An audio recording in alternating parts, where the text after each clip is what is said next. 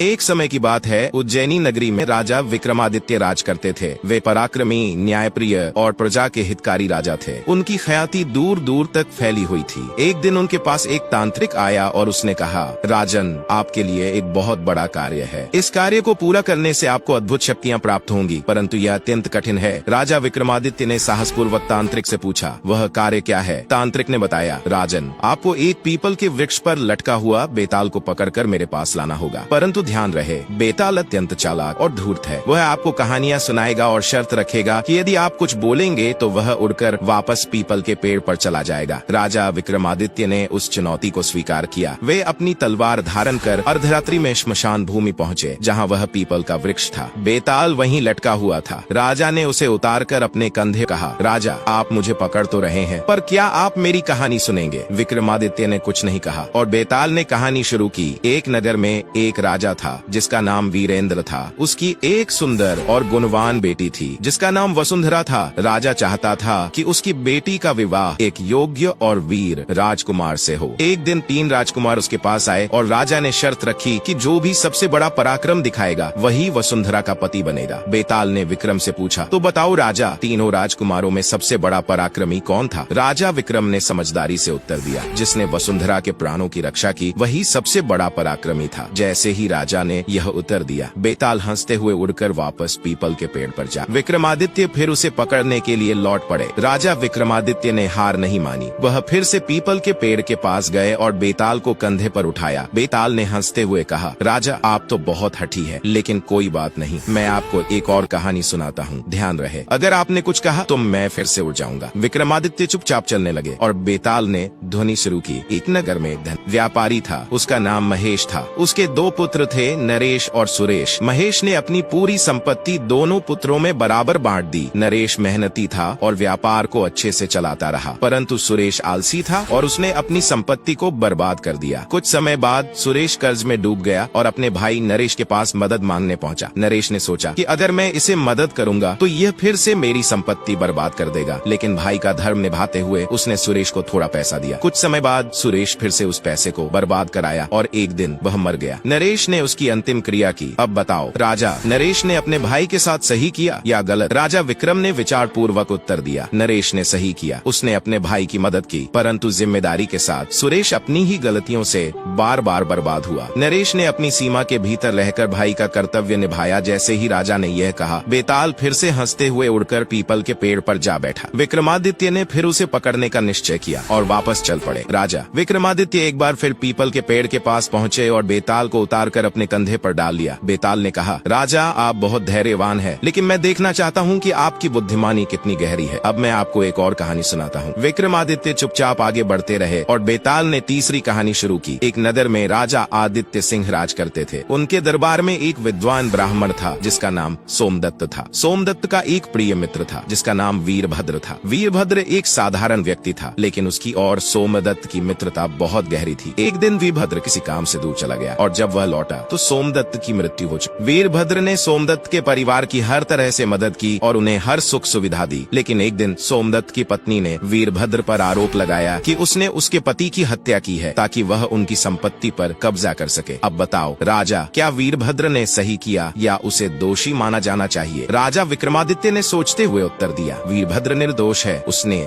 परिवार की पूरी ईमानदारी से सहायता की, लेकिन कुछ परिस्थितियां ऐसी हो सकती हैं जिससे शक उत्पन्न हुआ। बिना प्रमाण के वीरभद्र को दोषी ठहराना गलत होगा। जैसे ही राजा ने यह कहा, बेताल फिर से उड़कर पीपल के पेड़ पर जा बैठा। विक्रमादित्य बिना रुके वापस पेड़ की ओर चल पड़े और बेताल को फिर से पकड़ लिया। अब बेताल ने चौथी कहानी सुनानी शुरू की। एक समय की बात है, एक राजा के दरबार में 3 मंत्री थे। उन तीनों में से राजा को किसी एक को अपना उत्तराधिकारी चुनना था। राजा ने तीनों से कहा कि वे 1 महीने में राज्य के लिए सबसे बड़ा लाभकारी कार्य करें। पहला मंत्री गरीबों के लिए एक बड़ा अनाज भंडार बनवा कर लौटा। दूसरा मंत्री राज्य की सीमा पर एक मजबूत किला बनवा कर आया, लेकिन तीसरा मंत्री खाली हाथ लौट आया और बोला कि उसने एक भी कार्य नहीं किया। राजा ने तीनों के कार्यों पर विचार किया। अब बताओ राजा, किस मंत्री को राजा ने उत्तराधिकारी बनाया? विक्रमादित्य ने उत्तर दिया, तीसरे मंत्री को। उसने कुछ नहीं किया क्योंकि उसने देखा कि राज्य पहले से ही सुरक्षित और संपन्न है। बिना आवश्यकता के कुछ भी करना संसाधनों की बर्बादी होती। उसका कार्य न करना ही राज्य के हित में था। जैसे ही विक्रमादित्य ने यह उत्तर दिया, बेताल फिर से उड़कर पेड़ पर जा बैठा।